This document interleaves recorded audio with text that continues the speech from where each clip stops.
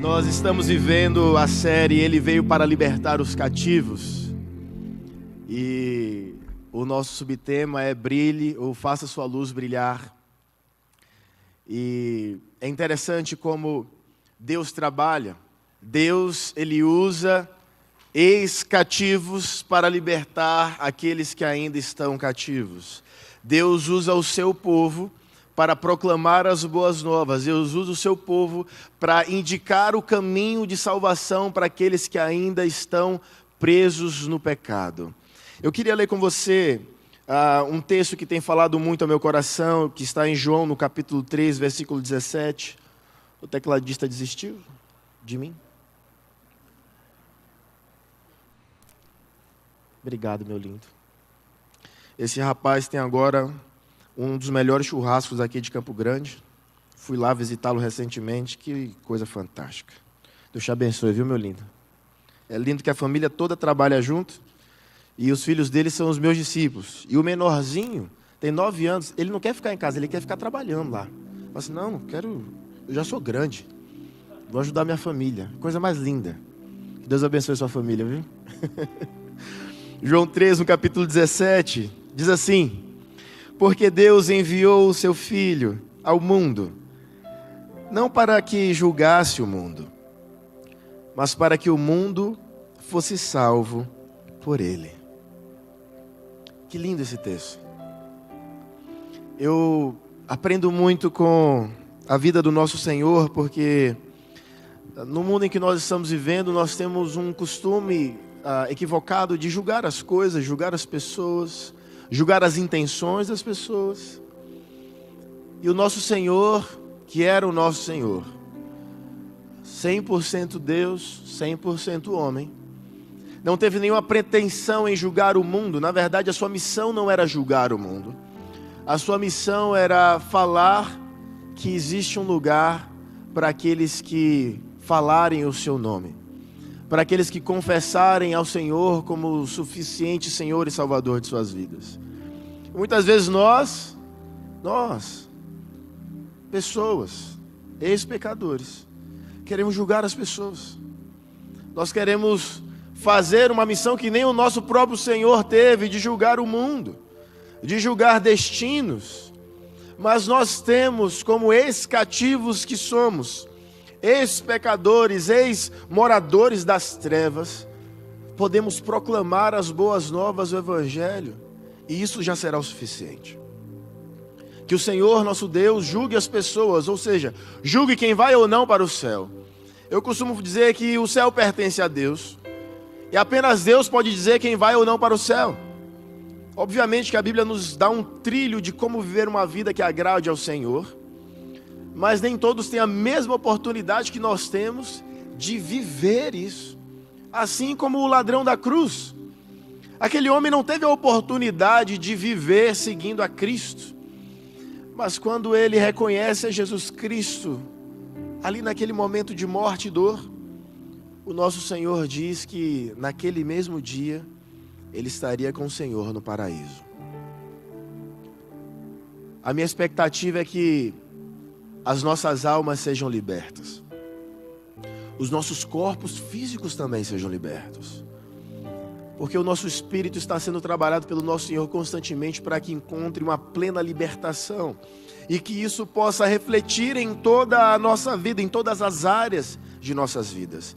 Em Isaías, no capítulo 60, versículos 1 e 2, diz assim: dispõe-te, resplandece, porque vem a tua luz, e a glória do Senhor nasce sobre ti. Porque eis que as trevas cobrem a terra, e a escuridão os povos, mas sobre ti aparece resplendente o Senhor, e a sua glória se vê sobre ti. Isaías é tido como o Evangelho do Antigo Testamento. É um livro que aponta para o Senhor Jesus. É um livro que aponta para as nossas vidas também, como igreja de Cristo. Muitos entendem que só existe um Israel de Deus, e o Israel de Deus hoje somos nós. Nós somos o povo escolhido, nós somos a geração eleita, Nós somos o povo que é usado por Deus para libertar os cativos hoje. E muitas vezes nós não entendemos que nós somos canal de Deus para a libertação. E que nós somos canal de Deus para que vidas sejam iluminadas pela luz de Cristo que existe em nós. Nós somos a igreja de Cristo. E a influência da igreja no mundo é real.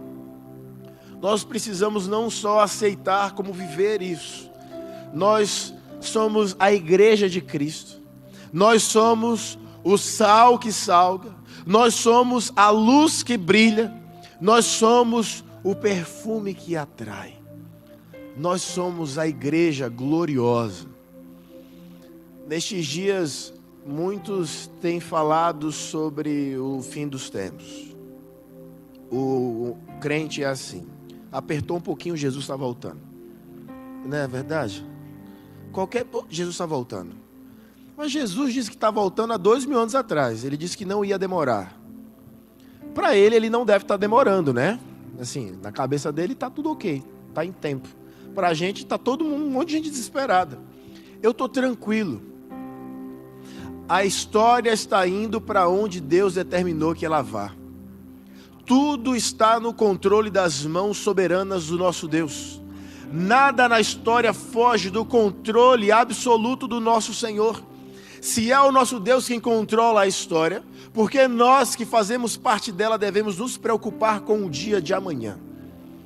Porque se o mundo acabar amanhã, a minha convicção é de que subirei para os braços eternos do meu Senhor.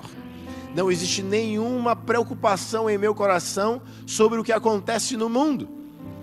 Muitos se preocuparam muito com o ano de 2020.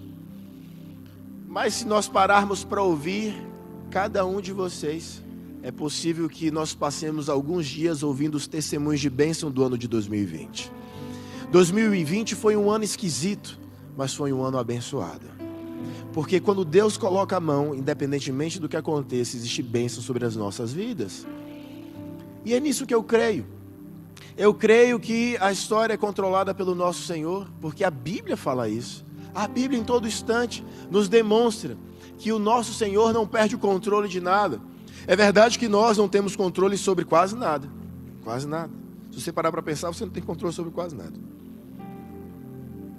É por isso que é importante nós colocarmos as nossas vidas nas mãos do nosso Deus.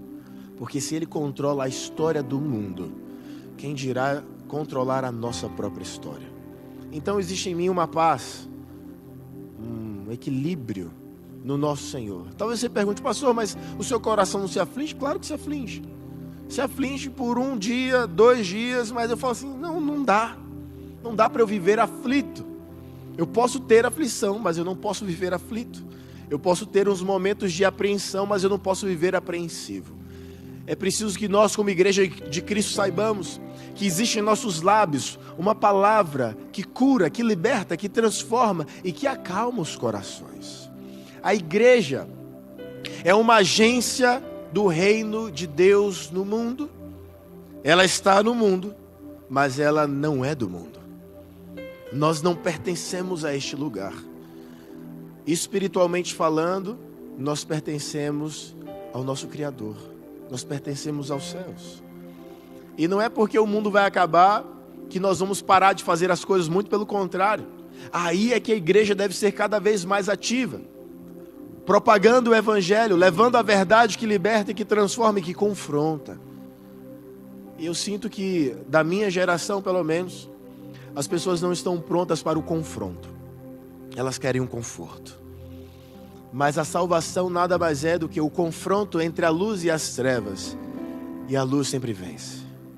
Num confronto entre a luz e as trevas, a luz sempre será vencedora. Veja, nós estamos em um ambiente iluminado. Eu não estou vendo as luzes lutando contra as trevas. Quando eu entro na minha casa à noite, que eu ligo uma luz, não existe uma guerra. Não. A luz simplesmente ilumina. E as trevas, elas se vão. Assim é a vida do nosso Senhor em nossas vidas. E nós, como igreja, temos que ter esse entendimento. Que a igreja tem uma origem diferente. Uma natureza diferente. Uma missão diferente. e um destino diferente. É verdade que algumas pessoas querem ser camufladas na vida, no dia a dia, mas é impossível esconder a luz que habita em nós. A igreja não é uma instituição puramente humana. A origem da igreja está em Deus. Deus instituiu a igreja como sua agência aqui na terra, para que seja como um roteador de um sinal que vem dos céus. Eu não sei se você tem internet na sua casa, mas na minha casa tem algo chamado repetidor de sinal, que é um aparelho menor que repete o sinal de um modem maior. Muitas casas têm isso. Nós não temos o sinal, mas nós repetimos esse sinal. Nós não somos a palavra, não somos a fonte da palavra, mas nós repetimos a fonte da palavra. E que em nossos lábios sempre tenha a palavra do nosso Senhor, e não coisas criadas pela mente humana. A igreja é como um lírio que cresce no lodo. É a santa igreja no mundo corrupto. É verdade que muita gente faz a seguinte pergunta: onde está a igreja neste mundo corrompido? E eu sei que talvez não seja a melhor coisa, mas eu gosto sempre de responder com uma outra pergunta: o que seria do mundo se não existisse a igreja? Você já parou para pensar como seria a nossa nação sem as orações dos santos? Você já parou para pensar como seria a nossa nação sem os jejuns dos santos, clamando ao Senhor para que exista bênção sobre o nosso país, sobre o nosso estado, sobre a nossa cidade? É verdade que o nosso Senhor já dizia que o mundo jaz no maligno, mas se não fôssemos nós, a igreja de Cristo, como estaria o mundo hoje? Todos vimos recentemente a situação de Manaus. Que situação difícil. Que coisa aterrorizante. Mas os oxigênios não foram desaparecendo ou acabando, eles foram desviados. Aquilo é fruto de corrupção. Aquilo é fruto de maldade. Aquilo é fruto de Satanás. Apenas uma mente demoníaca roubaria oxigênio de pessoas enfermas que precisam daquilo para respirar. Algo tão elementar na vida humana que é o respirar. E aquilo foi furtado daquelas vidas. E agora, recentemente, essa semana que passou, chegaram dezenas de milhares de vacinas. E mais de 60 mil vacinas foram desviadas de Manaus. Eu não sei se você viu essa notícia. Mais uma vez a corrupção agindo. E talvez você pergunte: mas e a igreja? Se não existisse a igreja, seriam as mais de 200 mil sumidas, desaparecidas vacinas. A igreja existe para trazer equilíbrio na terra. A igreja existe para trazer a luz de Deus sobre a terra. A igreja tem o ministério da reconciliação em um mundo cercado por ódio. E se nós ouvirmos apenas as notícias, o nosso coração vai se encher daquilo que eles noticiam. E o que as notícias trazem é ódio travestido de palavras bonitas.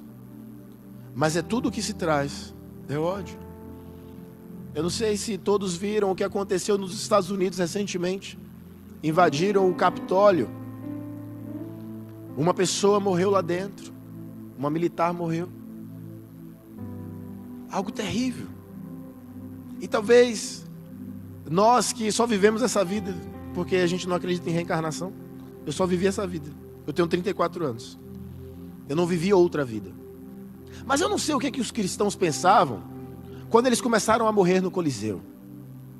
Eu não sei o que os cristãos pensaram quando eles começaram a ser crucificados de cabeça para baixo. Eu não sei o que os cristãos pensaram quando eles começaram a ser afogados. Nenhum de nós morreu até agora. Aqui, no nosso país, nós somos livres. E muitas vezes nós nos envergonhamos de termos a luz que temos, de sermos o sal que somos, de termos o perfume que temos, de termos o caráter de Cristo. É preciso entender que a igreja está firmada em Cristo e caminha para a glória, enquanto o mundo jaz no maligno e marcha rapidamente para a perdição. nós vemos na Bíblia 3 figuras neotestamentárias que ilustram a influência da igreja no mundo. Inspirado nas palavras do pastor Hernandes Dias Lopes, eu quero que você abra, por favor, o livro de Mateus, no capítulo 5. Mateus, no capítulo 5, versículo 13. A igreja é o sal que inibe a corrupção. E talvez você pense, mas, pastor, já estão querendo tirar o próximo presidente. O mundo nunca está satisfeito, porque a única satisfação que um homem pode ter é em Cristo Jesus. O homem não anela por um presidente, o homem anseia por um rei, e esse rei está soberano sobre todos, esse rei governa sobre todos, independentemente do que as pessoas pensem ou não. O nosso Senhor, rei sobre todos, governa, e Ele é bondoso, e Ele é generoso, e Ele é firme naquilo que Ele faz. E a palavra dele diz assim: vós sois o sal da terra, e se o sal for insípido, com que há de se salgar? Para nada mais presta, senão para se lançar fora e ser pisado pelos homens. O sal, ele tem o poder de preservar da decomposição. Eu não sei se você já pôde ver isso, mas quando eu era criança, muitas carnes eram preservadas no sal. Era no sal e na banha de porco. Eram 2 formas de se preservar a carne. Mas no tempo de Jesus só existia esse sal. E o sal ele preserva até hoje. É muito bom você comer uma carne salgadinha. Lá em Salvador, na Bahia, nós usamos muito a carne salgada no feijão, que é o melhor feijão que existe no planeta Terra. A carne do feijão salgadinho. A gente chama de carne do sertão. A carne do sertão é uma delícia. Você corta ela, dá uma refogada e cozinha junto com o feijão. E aí eu saí dessa bênção maravilhosa e fui para Curitiba. Eles cozinham só o feijão com alho. Fica boiando o alho. Falei, mas, gente, cadê a carne de sertão? E eu descobri que carne de sertão só tem na Bahia, não tem em outros estados. É uma coisa única da Bahia. Eu dou graças a Deus porque eu sou baiano. Deus me abençoe por isso. Amém. Obrigado, irmão. O sal, ele é um elemento antisséptico que inibe o processo de corrupção. É interessante que quando você se corta no mar e você está na praia, rapidamente aquilo se fecha. Eu lembro de uma vez que eu estava andando sobre as rochas na praia e eu pisei sobre várias casquinhas de marisco. E eu cortei meu pé em vários lugares diferentes. E aquilo doeu assim, olha, foi terrível. Mas como eu já estava no mar, a coisa que eu fiz foi meter meu pé na água e ficar esperando. E arde, né? Arde. E muitas vezes nós queremos fugir desse ardor. Minha geração que usa mertiolate sem arder é difícil de tratar. Foi um erro tirar o ardor do mertiolate. Aquilo forjou homens. Botava o mertiolate no joelho, me dava um grito, sarava na hora. Agora não arde mais. Que terrível. Mas o sal, ele arde nas feridas. E todos nós viemos cheios de feridas quando encontramos a Jesus. Mas esse sal foi fechando uma por uma. E ainda existem feridas que precisam ser fechadas e esse tratamento vai continuar até o fim de nossas vidas. Mas a igreja, ela é uma força preventiva no mundo. A igreja existe como um farol, para que as pessoas não se choquem contra as rochas. A presença da igreja no mundo freia e desacelera o processo galopante da maldade. Se não fôssemos nós aqui, imagina o que já teria acontecido. As leis que já teriam sido votadas e aquilo que já estaria acontecendo. Nós somos as pessoas que protegemos as crianças. Imagine um mundo sem a igreja para proteger as crianças. Para estarmos lá nas câmeras dizendo que essas leis não devem ser aprovadas. Os banheiros devem ser para menino e para menina. Que não dá para uma mocinha usar o mesmo banheiro de um rapazinho. E vice-versa. É preciso ter o equilíbrio da igreja no mundo. Deus instalou a igreja para que a igreja seja a esperança do mundo. Nós somos o último recurso que a humanidade tem. E muitas vezes nós tratamos este lugar como uma coisa religiosa. Eu vou para ser abençoado apenas. Não, nós viemos para sermos abençoados, para daí então nós nos tornarmos abençoadores. A igreja presente no mundo é a manifestação mais eloquente da graça restringente do nosso Senhor. Nós precisamos entender isso. Se a igreja não existisse, o mundo já teria se afundado de forma irremediável no pecado.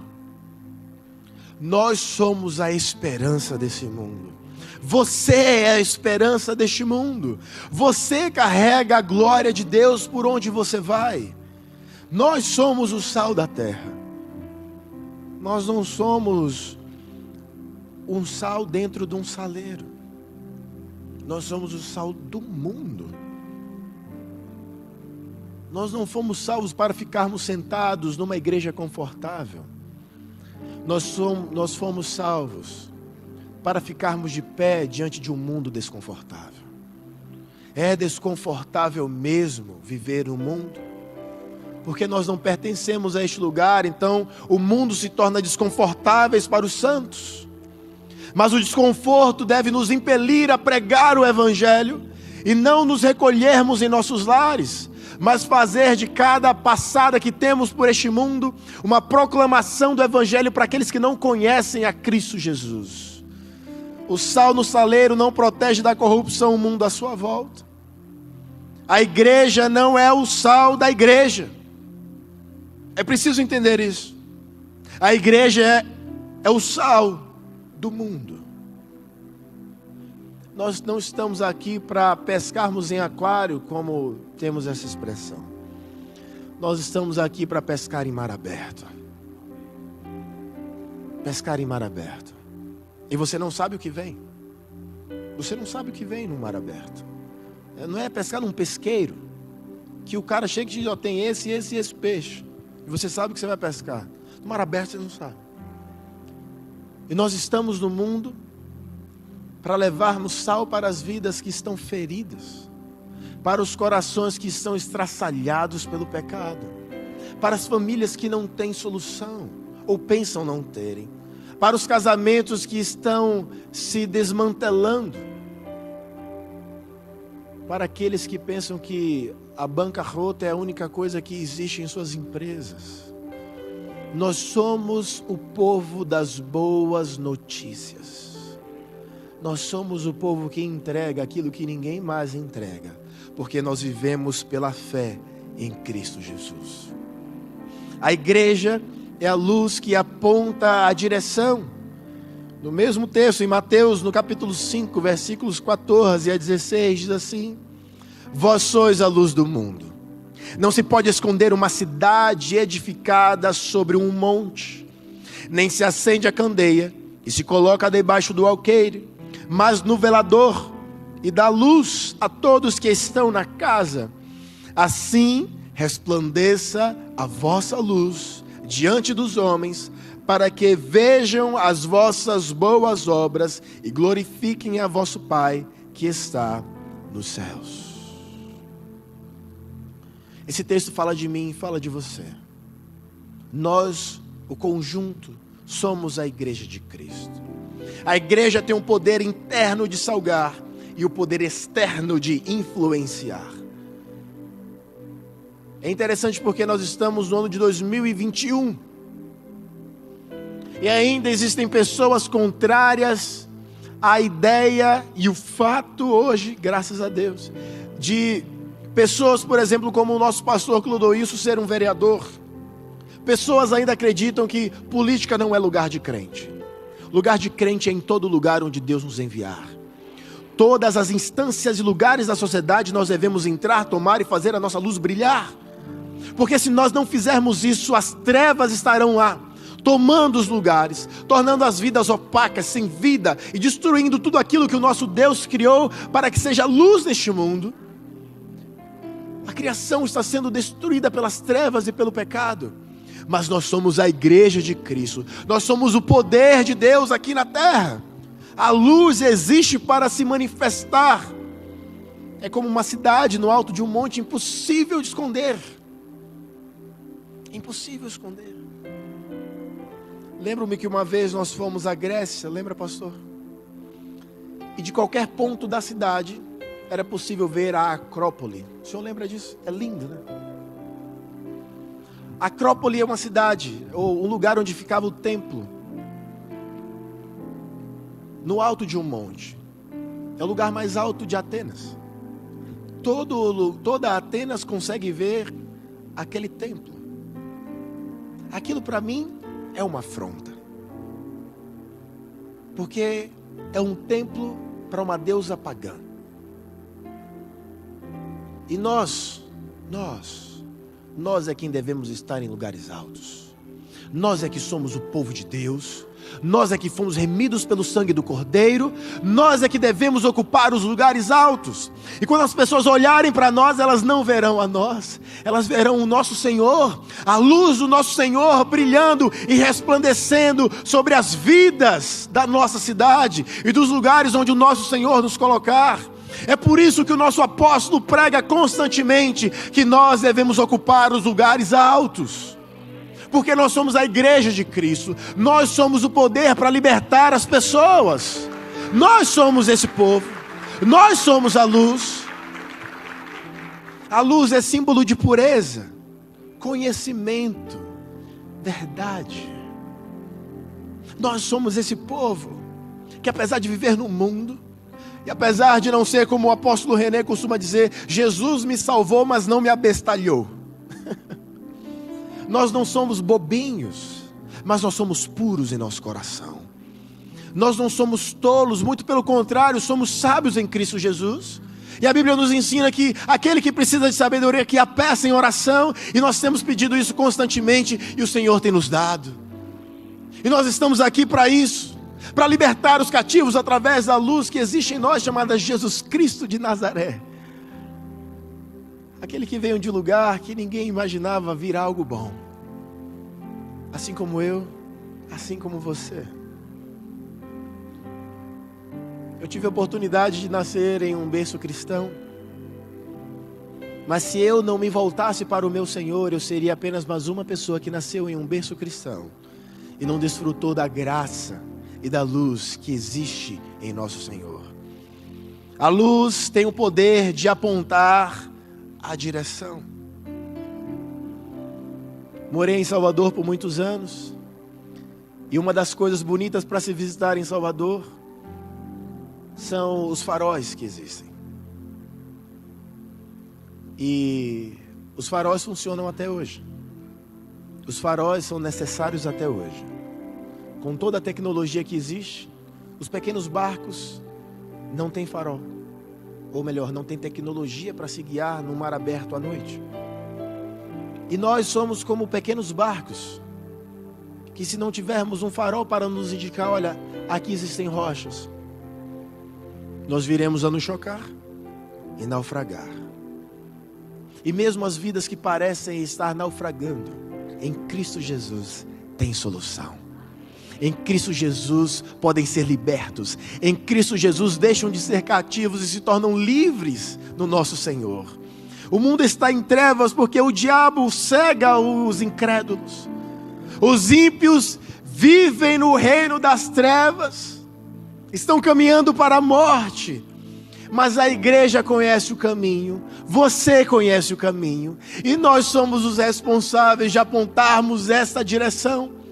Nós somos aqueles que seguram uma placa dizendo: Jesus é para lá. Jesus é para lá. O céu é para lá. A salvação é para lá.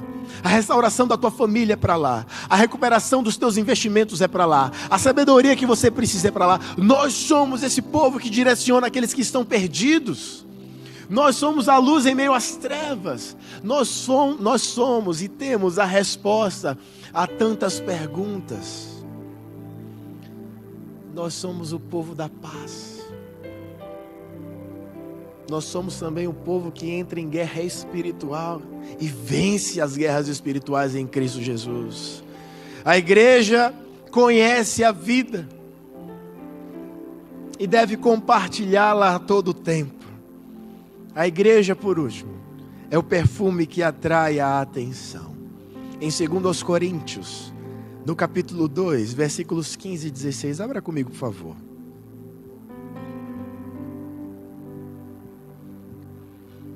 Segundo aos Coríntios, no capítulo 2, versículos 15 e 16, diz assim: porque para Deus, somos o bom perfume de Cristo, nos que se salvam e nos que se perdem. Para este, certamente, cheiro de morte para a morte, mas para aqueles, cheiro de vida para a vida. E para estas coisas, quem é idôneo? A igreja é o perfume de Cristo. E o perfume tem o poder de atrair. Como é prazeroso estar ao lado de uma pessoa perfumada. Como é agradável estar em um ambiente perfumado. A nossa igreja tem um perfume. E muitas vezes da esquina nós sentimos o cheiro do perfume da nossa igreja, que é colocado pela nossa irmã Zilda, que coloca perfume na cidade inteira. Se você quiser perfume no teu negócio, na tua casa, fala com a Zil. Ela colocou agora lá no meu condomínio, no meu prédio. Você desce o elevador, ai que maravilha, é agradável. Como um ambiente perfumado é agradável. É perceptível que as pessoas que são cuidadosas com o lar sempre gostam de deixar tudo limpinho e cheirosinho. Lavar bem as toalhas, a roupa de cama, as roupas, manter tudo perfumado é agradável viver em um ambiente assim. Eu costumo pensar que nós precisamos de perfume, porque nós, carne, estamos em constante putrefação. Nós precisamos nos banhar constantemente. Nós brasileiros chegamos a tomar 3, 4 banhos por dia. Somos o povo mais limpo da terra. Como é bom ser brasileiro. A gente abraça um brasileiro e está sempre cheirosinho. Sempre tem um Rexona, sempre está ali, cheiroso. Outros povos não têm esse entendimento. Mas Deus abençoe eles. Mas vamos falar do que é bom, que é perfume. Que é o povo brasileiro, que se limpa. A gente sai para dar uma volta no centro, suado, volta para casa, toma banho. Vai visitar não sei quem, suou, volta, toma outro banho. Vai dormir, está calor, toma um banho para refrescar, para dormir. O brasileiro é assim, água infinita. Amém? Que a gente possa tomar 4 banhos por dia até o fim de nossas vidas, em nome de Jesus. Que a água não se acabe. Porque, ô Jesus, a coisa difícil, desagradável, né? Não poder tomar um banho bom, lavar-se bem e usar um perfuminho, né? Até para dormir eu uso perfume. Eu tenho um perfuminho que é para dormir. Uma delícia, porque Rebeca tem que me achar sempre cheiroso. Você nunca sabe quando uma oportunidade vai surgir, meu irmão. O crente casado tem que ser sábio. Você não, né? De repente é aquele dia que o Senhor escolheu. Você tem que estar preparado. O bom perfume atrai. O nosso bom perfume atrai as pessoas do mundo. Aquilo que nós falamos é um bom perfume. Aquilo que nós escrevemos nas nossas redes sociais é um bom perfume. Os vídeos que repostamos da nossa igreja é um bom perfume. Nós precisamos entender que o perfume é sempre notado. E não importa onde você esteja, você vai ser notado. Por mais que você queira ser um 007 de Jesus, vão notar você através do seu caráter. Vão notar você. Tem muita gente que quer se esconder e usa uma desculpa que eu sou tímido. Mas Deus transforma os tímidos em intrépidos para pregar e propagar as boas novas do Evangelho. E nós somos esse povo que abre mão da timidez para entrar no sobrenatural e ser um bom perfume de Cristo. Nós jamais passaremos desapercebidos, jamais. Assim a igreja é. Nós incomodamos muitas vezes com o nosso perfume. Todos vimos que algumas semanas atrás tinham 7 carros da polícia aqui na porta no culto do sábado dos jovens. 7 viaturas. Nós vamos fazer o quê? Qual que é o mal que nós fazemos? Nenhum. Mas nós incomodamos as trevas. E é melhor que as trevas nos odeiem mesmo. Porque se nós somos amados do Senhor, as trevas nos odeiam. Mas nada, nem ninguém há de se contrariar contra as nossas vidas posicionadas no Senhor. O nosso perfume continuará atraindo pessoas que estão lá fora, precisando do Evangelho e da transformação de Jesus Cristo, que está aqui dentro, que emana deste altar e dessas vidas. Nós somos o povo que tem convicção que nunca será neutro. A igreja não é neutra. Nós nunca seremos neutros nesse mundo. Nós estamos aqui para libertar cativos. Nós lidamos com pessoas que estão presas em pecados, em vícios, em tragédias de suas vidas. Nós estamos aqui para perfumar as vidas com o perfume de Cristo. Nós estamos aqui para aqueles que saem do lamaçal do pecado, estão ainda fétidos da lama do pecado, serem lavados no sangue de Cristo e perfumados com seu precioso perfume. Nós vivemos algo sobrenatural porque nós somos a igreja de Cristo. Nós somos a voz profética no mundo. Nós denunciamos o pecado e mostramos o caminho da salvação. Denunciamos o pecado do palácio até a menor choupana que existe, porque nós temos em nós o poder de apontar aquele que perdoa, aquele que restaura, aquele que transforma vidas. Jesus Cristo de Nazaré. Eu queria orar com você nesse momento. Queria que a banda viesse, por favor. Nos dias em que parece que estamos sendo engolidos pelas trevas, uma pandemia que sacudiu o mundo, sacudiu também a mim, a você. E no momento em que muitos deveriam se apegar à fé, se apegar a Cristo, se apegaram às notícias. Mas digam, proclamem, a última notícia é que Jesus Cristo está vivo. A última notícia é que Ele venceu a morte. A última notícia é que Ele reina em glória. E Ele virá um dia para buscar a amada igreja pela qual Ele deu a sua vida. Ele voltará um dia em glória e todo olho verá.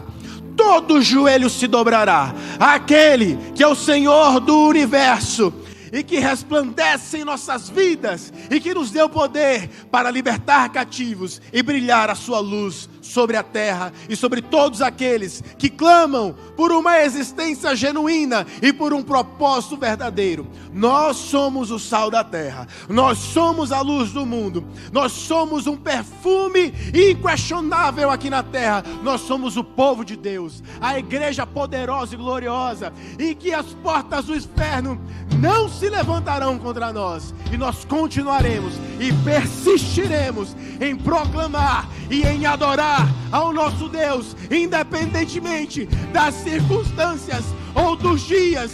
Se os dias parecem maus, oraremos com mais força. Se os dias parecem difíceis, dobraremos mais os nossos joelhos. Se os dias parecem trevas, brilharemos a nossa luz. Nós somos o povo de Deus, nós somos a resposta do mundo, nós somos a última alternativa para aqueles que não têm solução.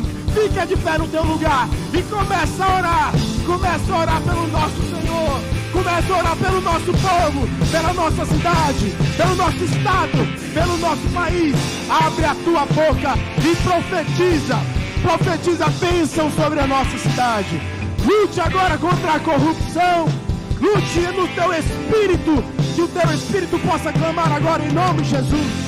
Que o nosso Deus seja proclamado nos 4 cantos dessa cidade. Que o nosso Deus seja exaltado em todos os estabelecimentos deste local. Onde você estiver, você é o responsável, você é a luz, você é o sal, você tem o perfume. Deus vai usar a tua vida para proclamar as boas novas do Evangelho. Nós não estamos aqui para julgar, nós estamos aqui para libertar. Somos como o nosso Senhor. Nós não viemos ao mundo para julgar, mas para mostrar que existe um Deus, um Jesus que liberta, que transforma, que muda as vidas e os pulsos. Faça a sua luz brilhar. É no nome de Jesus que eu oro, agradecendo por este culto maravilhoso. Que o Senhor te abençoe, que o Senhor te guarde, que o Senhor te leve em paz e que o Senhor faça a sua luz brilhar. É no nome de Jesus, aquele que vive e reina, que eu oro. Amém, amém, amém. Deus te abençoe. Graça e paz.